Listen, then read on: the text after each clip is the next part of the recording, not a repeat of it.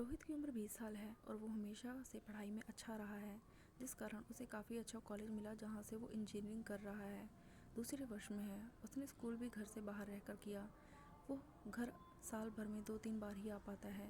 उसके घर में उसके अलावा 3 साल बड़ी बहन है, जो वो भी हॉस्टल में रहती है, और मम्मी पापा हैं। मम्मी एक सरकारी विद्यालय में अध्यापिका हैं और उसके पापा एक बैंक मैनेजर हैं। हाल ही में उसकी छुट्टियां होने वाली थी जब उसकी मम्मी ने फ़ोन पर उनके नए पड़ोसी के बारे में बताया। रोहित की मम्मी उनको लेकर काफ़ी खुश लग रही थी और वो उसे बता रही थी कि वो लोग दोस्ताना स्वभाव के हैं और उसकी मम्मी के काफ़ी अच्छे दोस्त भी बन गए हैं। कुछ ही दिनों में रोहित 2 महीने के लिए अपने घर आया। उसकी मम्मी ने बताया कि आंटी रोहित से जल्दी मिलना चाहती हैं, इसलिए वो अगले ही दिन उनके घर चला गया और उसे उनके परिवार से मिलने का पहली बार मौका मिला। परिवार रोहित के परिवार जैसा ही छोटा था, जिसमें सिर्फ भाई बहन और मम्मी पापा थे। बहन का नाम आस्था था और उसके भाई का रोहन। आस्था करीब 19 साल की होगी और रोहन 15 साल का। आंटी ने रोहित का उनसे परिचय करवाया और बताया कि आस्था भी इंजीनियरिंग के पहले साल में है। आस्था 19 साल की एक खूबसूरत लड़की थी, जिसको देखते ही कोई भी उसे चाहने लगे। सबसे प्यार से बात करने वाली बेहद शांत लड़की। आस्था और रोहन रोहित के घर उसकी मम्मी के साथ बैडमिंटन खेलने रोज़ शाम को आया करते थे। वो भी उनके घर कभी कभार चला जाता था, पर सिर्फ आंटी से ही बात करके रह जाता था। फिर एक दिन हुआ यूँ कि रोहित के मम्मी पापा घर पर नहीं थे। उनकी रिश्तेदारी में किसी के यहाँ लड़का हुआ था, तो इसी खुशी में पार्टी थी। उसके मम्मी पापा वहीं गए थे। आस्था और रोहन घर खेलने के लिए आए, पर रोहित की मम्मी को ना देखकर आस्था ने उससे उसकी मम्मी के बारे में पूछा। रोहित ने उसे बताया, मम्मी पापा पार्टी में गए हैं। अब उसे खेलने के लिए एक पार्टनर की ज़रूरत थी, तो उसने रोहित से खेलने के लिए कहा। रोहित के मन में तो पहले से ही कुछ और था। उसने मौके का फ़ायदा उठाने का सोचकर बोला, अभी बाहर धूप है, कुछ देर में खेलते हैं, और अभी तुम अंदर आ जाओ। वो अंदर चली गई, मगर उसका भाई बाहर ही खेलने लगा। वो जब अंदर गई तो रोहित का कंप्यूटर चालू था। डेस्कटॉप देखकर उसने कहा, ये क्या लगा रखा है। डेस्कटॉप पर एक गंदा सा वॉलपेपर लगा था। वॉलपेपर कुछ खास नहीं था, मगर एक कुत्ते का था। तब रोहित ने उसे कुर्सी पर बैठने को बोला और कहा, फोल्डर में जाकर तुम अपनी मनपसंद का वॉलपेपर लगा दो। ये कहकर वो जानबूझकर वहाँ से रसोई में चला गया। फोल्डर में बहुत सारी खूबसूरत और कुछ वैसी तस्वीरें थीं। जब वो वापस आया तो उसने देखा कि वो उन तस्वीरों को जल्दी जल्दी बदल कर देख रही है। उसने कहा, शर्माने की कोई बात नहीं है, तुम इन्हें आराम से देख सकती हो। यह कहकर रोहित ने उसे कुर्सी से उठाया और खुद बैठ जाने पर उसको अपनी बीच की खाली जगह में कुर्सी पर बैठा लिया। वो उसकी गोद में नहीं थी, मगर उन दोनों को बहुत मज़ा आ रहा था। रोहित ने अब अपना हाथ उसकी कमर पर घुमाना शुरू किया, जिसका उसने कोई एतराज़ नहीं किया। कुछ देर बाद उसने रोहित से शर्माते हुए फ़िल्म देखने की इच्छा बताई, मगर उसके कंप्यूटर में फ़िल्म ना होने के कारण उसे मना करना पड़ा।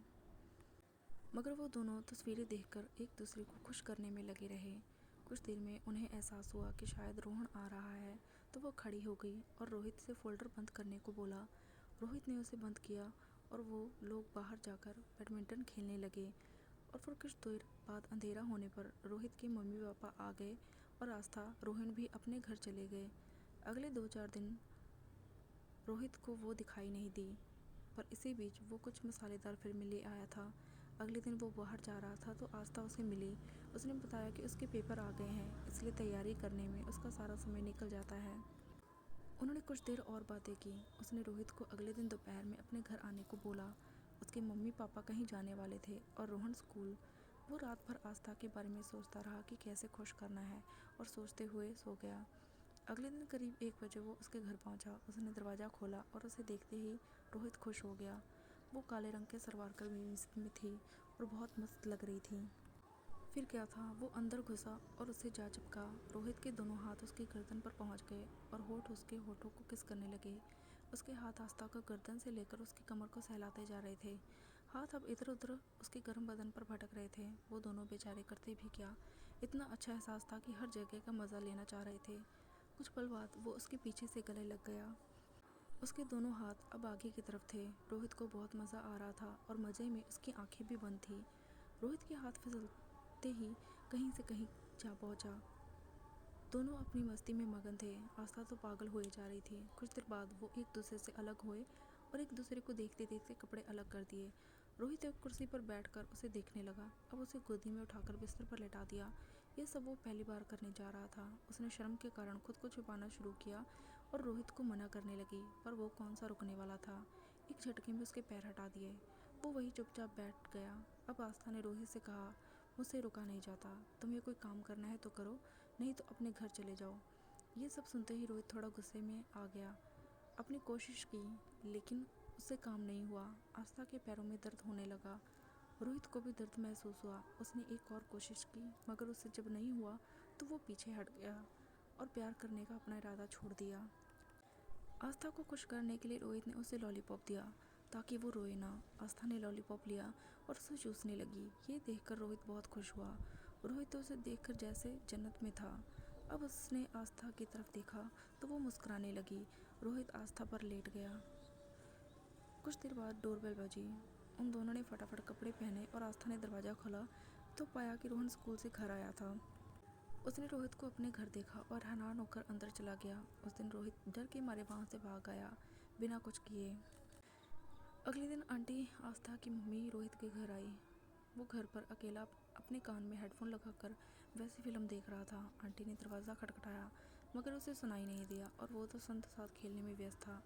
आंटी ने तब बाहर से अंदर झांक कर देखा कि अंदर वो क्या कर रहा है, और तब दरवाजे की काफ़ी ज़ोर से खटखटाया।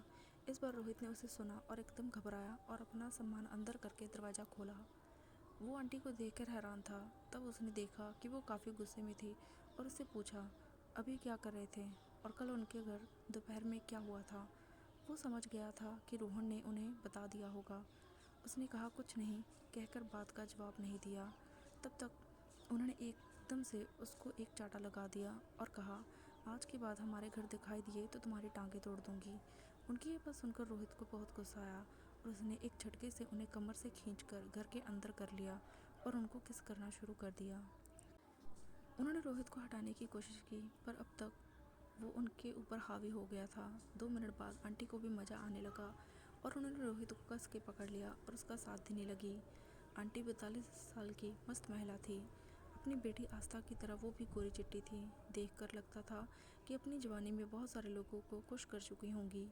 रोहित अपने हाथ उनके शरीर पर घुमा रहा था। उन्होंने रोहित को कस कर गले लगा रखा था। ऐसा लग रहा था कि वो काफ़ी समय से भूखी थी। वो आंटी को लेकर बैठ गया और एक अच्छी सी फिल्म चला दी। आंटी के मुंह से अब कुछ नहीं निकल रहा था। फिल्म में अलग अलग सीन चल रहे थे। रोहित को बेहद मज़ा आ रहा था। रोहित को भी भूख लग चुकी थी। उसने सॉस चाटना शुरू कर दिया। पिछले दिन की तरह आज उसे गंदा नहीं लगा, बल्कि मज़ा आ रहा था ऐसा करने में। सॉस को खाते हुए उसने 2-3 बार आंटी को मारा। वो कुछ नहीं बोली। आंटी अब तड़प रही थी। उन्होंने रोहित से कहा, अगर तुम्हारा हो गया हो तो दूसरी फिल्म लगाओ, ये ख़त्म हो गई है। रोहित ने वैसा ही किया। अब दूसरी फिल्म के साथ साथ काम शुरू हो गया। कमरा फिल्म की आवाज़ों से भर गया था। आंटी ने रोहित को बेड पे धक्का दिया और बैठ गई। वो आंखें बंद कर बोल रही थी, मैं तुम्हारी बन के रहूँगी। आज तुम मुझे छोड़ना मत। मुझे पूरी तरह से खुश कर दो और फिल्में चलाओ। रोहित ने भी तेज़ी से काम शुरू किया और सॉस की बोतल अंदर ही फेंक दी। वो वहीं पर बैठ गया कि शायद अब आंटी उस पर सॉस गिराने की वजह से गुस्सा करेंगी, पर उन्होंने कुछ नहीं कहा। चुपचाप लेटी रहीं, फिल्म देखती रहीं। 10 मिनट बाद उन्होंने एक और फिल्म के साथ साथ राउंड लगाया और फिर रोहित की मम्मी के आने का समय हो गया था, इसलिए वो जल्दी से जाने की तैयारी करने लगी। जाते वक्त रोहित से बोल गई कि आस्था की जगह सिर्फ मुझे खुश करना और मुझे ही फिल्म दिखाना। उनके बाहर जाते ही रोहित हंसने लगा कि आस्था को खुश ना करूं, ऐसा कैसे हो सकता है। शनिवार को रोहित को मौका मिला और इस बार उसने आस्था को खुश कर डाला, दबाकर प्यार किया। समय के साथ वो माहिर होता गया और अब जब भी घर आता है तो माँ बेटी दोनों को शांत करता है, खुश करता है और फिल्में दिखाता है। आंटी को तो उसके और आस्था का पता है, मगर आस्था को इस बात की खबर नहीं कि रोहित और उसकी माँ एक दूसरे को खुश करते हैं।